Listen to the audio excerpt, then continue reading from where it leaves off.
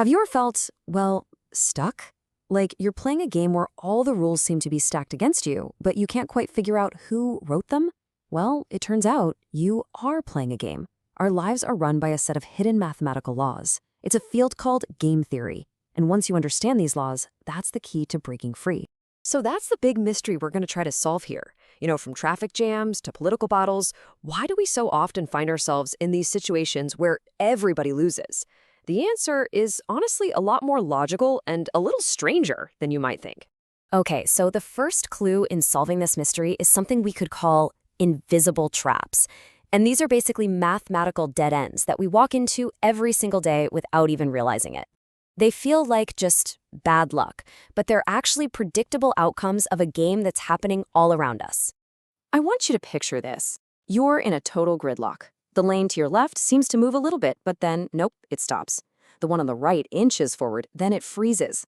And every other driver is thinking the exact same thing you are. Should I switch lanes? But you don't, because you just know the moment you do, this lane is going to start moving. Well, what you're experiencing is called a Nash equilibrium, named after the mathematician John Nash. It's just a stalemate. Even though everyone is miserable, no single person can make a move to make their own situation better. You are, quite literally, mathematically stuck. It's the invisible force that keeps things so frustratingly the same.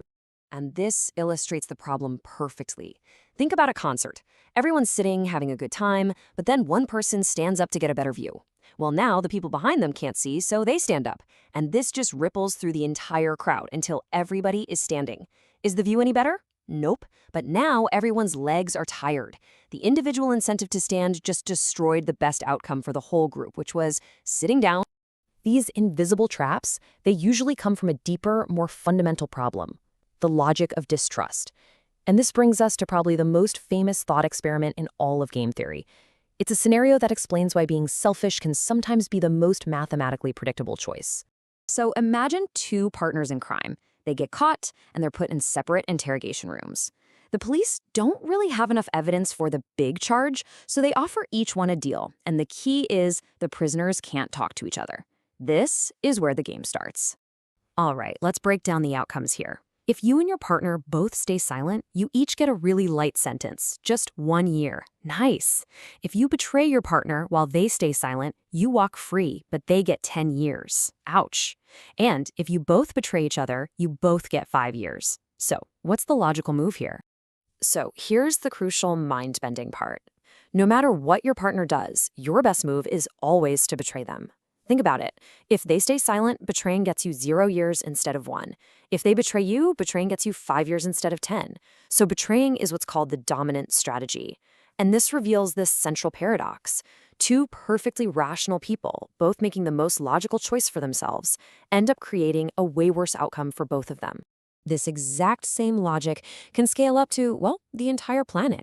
It's a concept called the tragedy of the commons.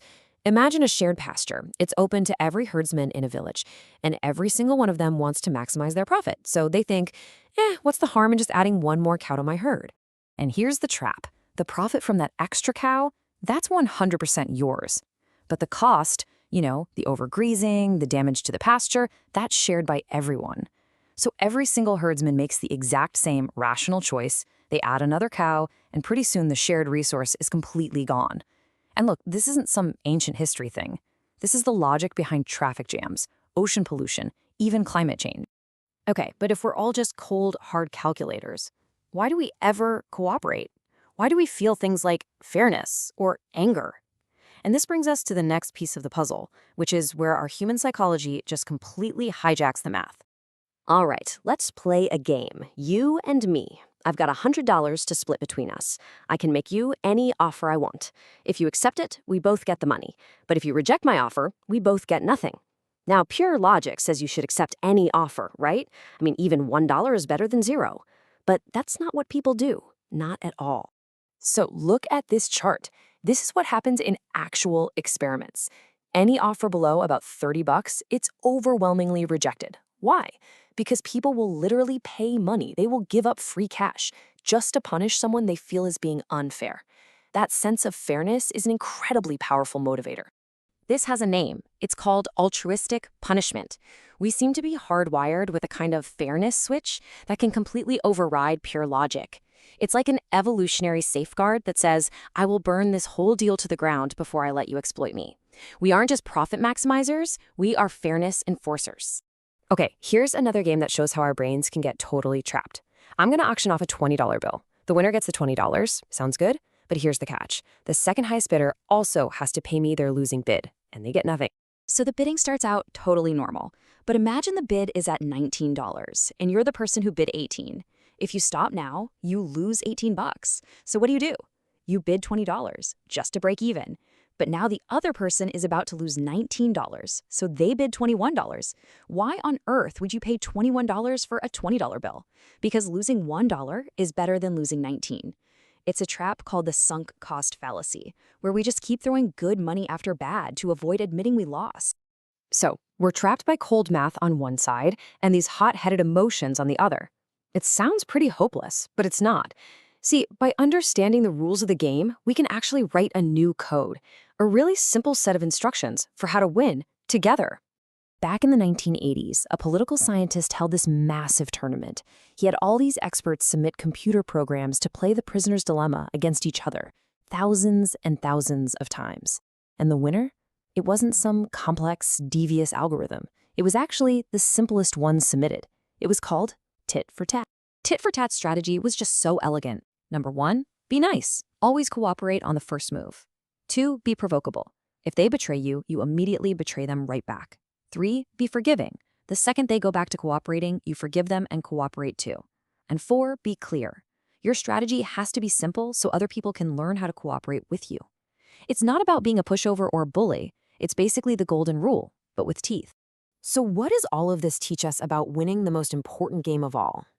Well, it shows that our instincts for cooperation, they aren't a weakness. They are actually our greatest strategic advantage. And this instinct to cooperate is literally baked into our DNA for a couple of key reasons. First, we're programmed to protect our family, right? The people who share our genes. And second, our brains evolved in small tribes where your reputation was everything. In a world where you're dealing with the same people every single day, building a reputation for being trustworthy was the best long-term strategy for survival. And that really is the ultimate lesson here. The greatest trick of game theory isn't learning how to outsmart and exploit other people. It's understanding that we're smart enough to build systems, things like cultures, laws, even friendships, that actually make cooperation the most selfishly beneficial move for everyone involved. So I want to leave you with this final question. Now that you can see some of these invisible rules, I want you to think about your work, your relationships, your community. What game are you playing?